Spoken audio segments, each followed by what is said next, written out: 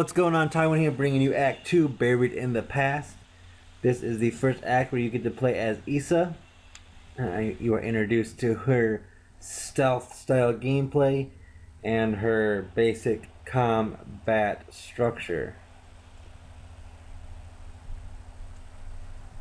So Issa still has the traditional, not really traditional, but she still uses light, heavy, and dual weapons. It's just the way she uses them is a little different than Cyrus. Her light weapons are just one blade, no shield. Her heavy weapons are spears and staffs, and her dual weapons are daggers and claws.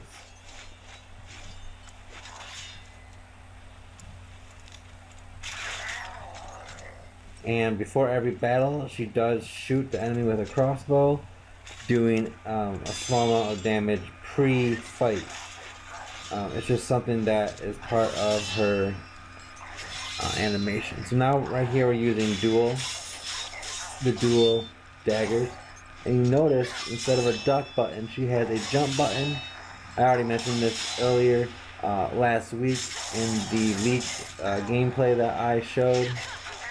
But she jumps instead of ducking, which adds just a slight variation on the dual playstyle, but basically it's still the same thing. So should not take too hard to, or should not take too long really to get used to.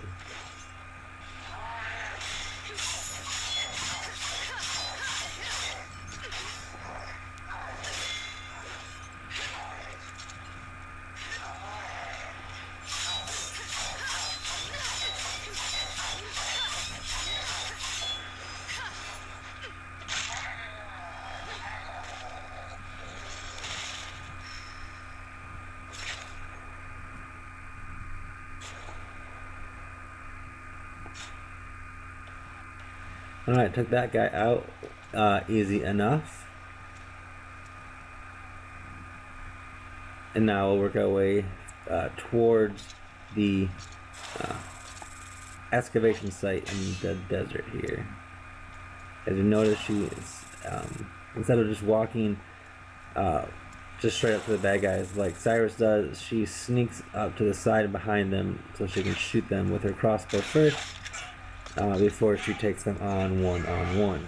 But it's clear that she's been training with Cyrus, because she knows a variation at least on the Aegis forms. It's not quite Aegis forms as Cyrus uses them, but they're very similar, and she is much better at hand-to-hand combat than maybe people thought that she would be, or how she was described in the book.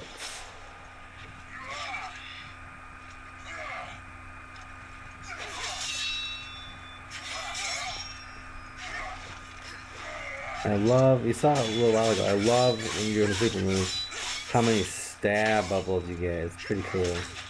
She's a lot faster, she attacks a lot more quickly than Cyrus does.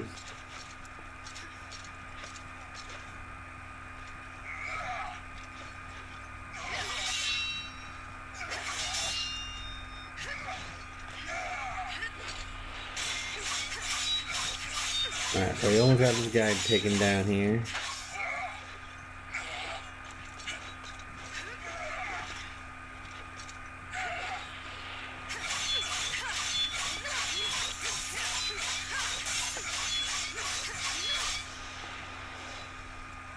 Alright. That guy's down.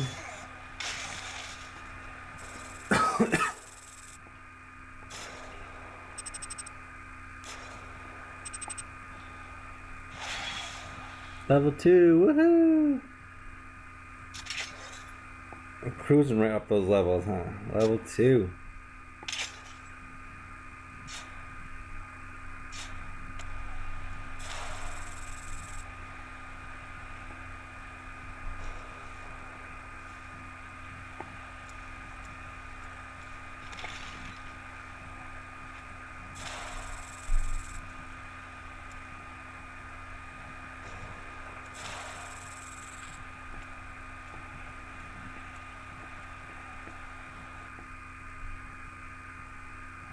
Alright, now that we're heading into the excavation site, we get to see the revelation of what we really came here to find in a little bit once we get past the next few titans.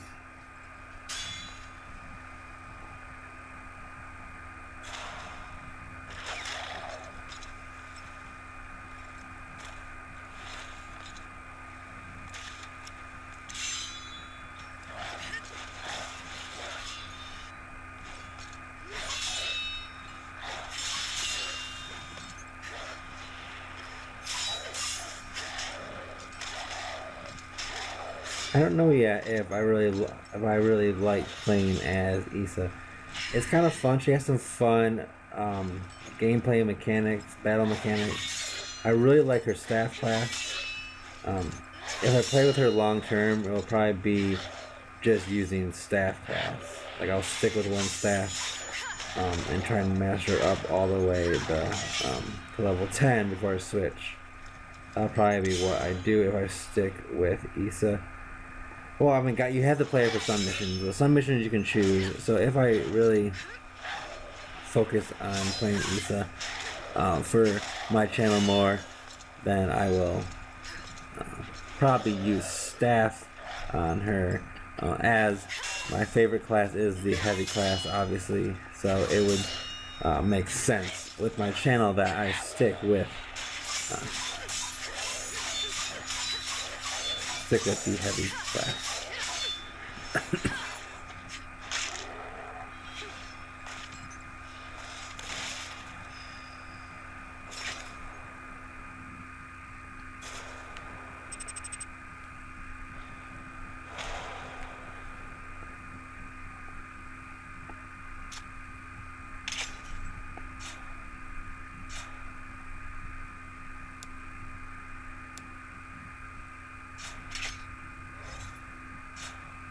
I do think her combos look pretty cool when using her duel, though. The fact that she kicks you and does cartwheels is kind of cool, a little different.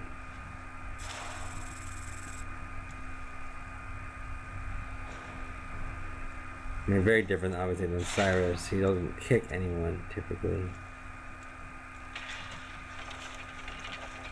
Unless it's in, like, the ending kill animation, then he might kick someone in the nuts or something. But typically doesn't use his feet so much in combat. But Issa uses her feet a lot. A very acrobatic fighter. Very, very different feel than Cyrus is.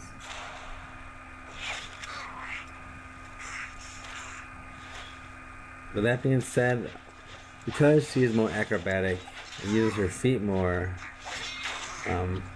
it tends to feel like she's a little slower when doing her combo, which is probably just in my head, but it does feel that way a little bit.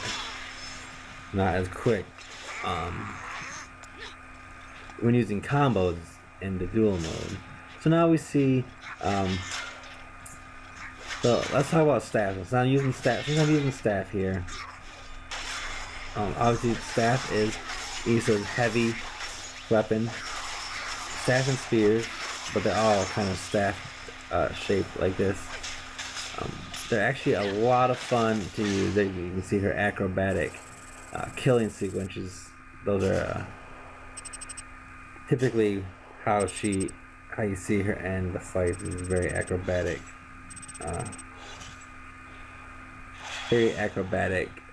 kill moves. But staff is a lot of fun, and the combos are a little different than heavy. Once you initiate a combo, you get a stab and slash, not just slash arrows. You get stab buttons and slash arrows. So a little bit different for sure.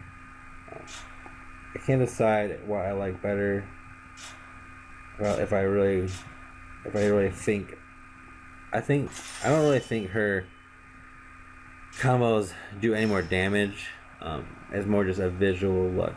Do you like the look of her combos better than the typical heavy combos that you see with Cyrus? Otherwise, they don't seem to be much different in terms of the damage they do or the power that they yield.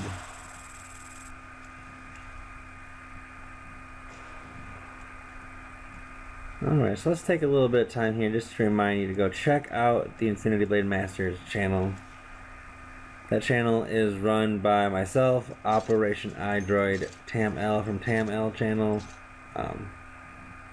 Soldier from Soldier for Good, and Sab from the Infinity Blade fans, and occasionally Grant No will also make videos on that channel.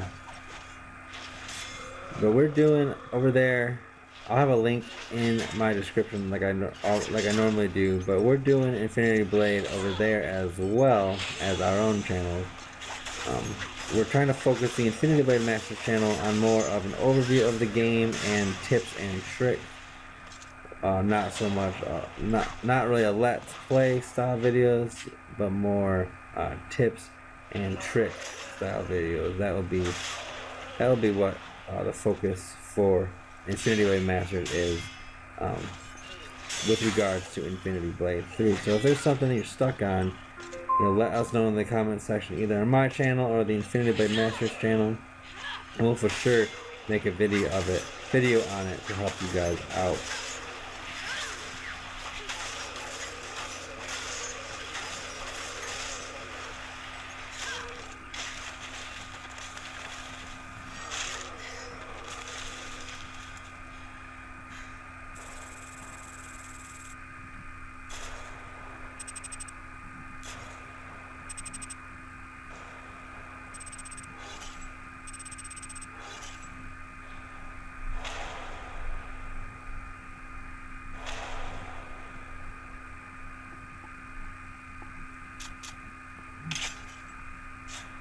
Alright, as you saw there briefly, when you do, I mentioned this in a video I think earlier, but when you do allocate your skill points that you get after defeating, after mastering up an item or leveling up your character, you get skill points, and you can use them to put into health, attack, shield, and magic. They structured it a little different in this game. Instead of just focusing your skill points in whatever category you want, you get little skill perk bonuses based on certain categories that you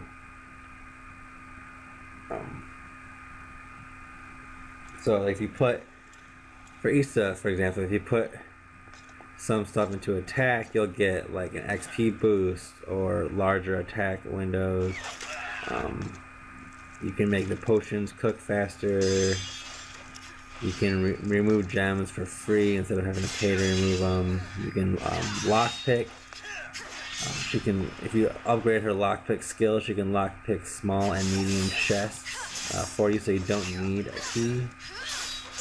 You can just open them when you're playing as Issa without the need for any key, which is pretty cool. So they added a little depth to the skill points. You can't just, well, you can still front load all your points into attack, but if you want certain skills that are not in the attack portion of the game, then you're gonna have to end up doing a little more balanced approach. And if you want every single skill, of course, you're gonna want to balance your set points and upgrade every single category. Health, attack, shield, and magic to unlock all these, all the skill set. So that's something new, something that's interesting. It will be interesting to see how people like Sab and Tam L, how they end up allocating their points, as they typically like to do a all attack loadout skill allocation.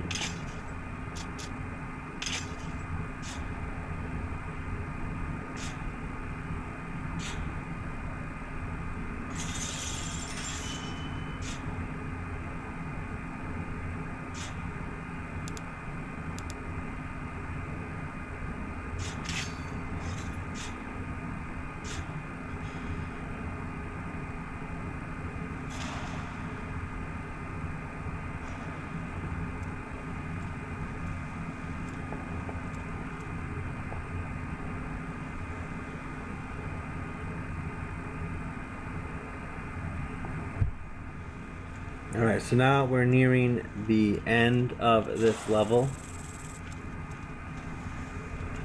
Inside that vault is the secret that Issa came to unravel, to discover about the excavation site. So, let's watch her open this up here. And you'll see here as the camera pans that there were 1, 2, 3, 4, 5, 6. There's 6 stones that held some kind of infinity blade, some kind of infinity weapon. And now those 6 infinity weapons are scattered across the world in the hands of some of the deathless. And now, as we continue on with our missions, we will try to uncover all of the infinity weapons. So now we're going to take on a deathless titan. Every level ends with a battle with a deathless who is employed by the worker of secrets. And a lot of them end with you receiving some kind of infinity weapon from them. But I'm gonna let you guys go. I've been talking for 16 minutes. I'm gonna let you enjoy the rest of this battle and the end of this level. Keep watching, guys. I'm gonna do the rest of the missions here. This is just Act 2 of 5 acts, so plenty more videos to come. Hope you guys are enjoying them. I am enjoying making them. I love this game. It's the best Infinity Blade game, obviously, so far. So, until next time, this is Tywin. Peace.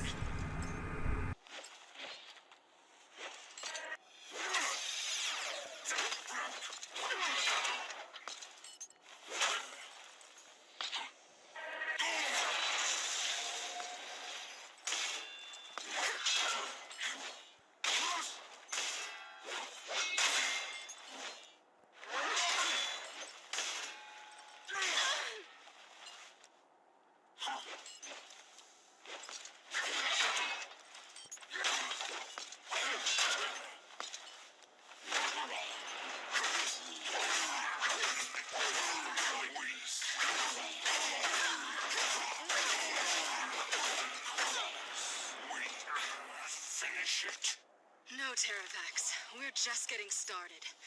There are all sorts of things I want to know before you die.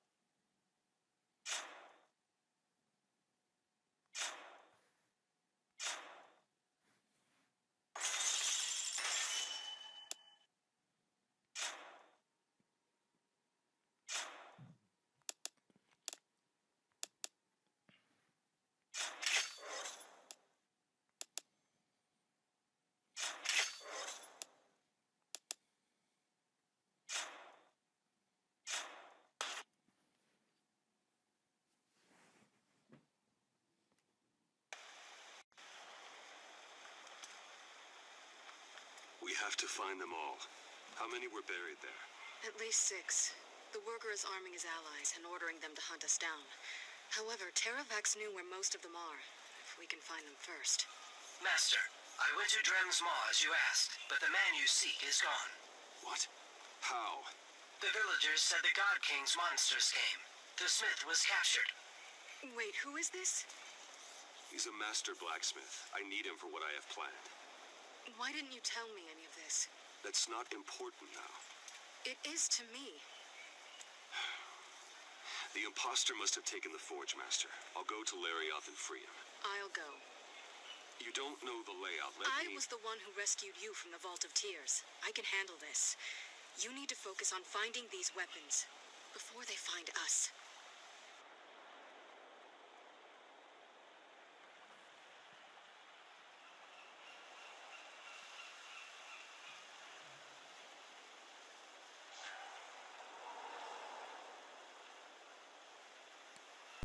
Thanks for watching. Remember to subscribe for great iOS gaming content and to follow me on Twitter.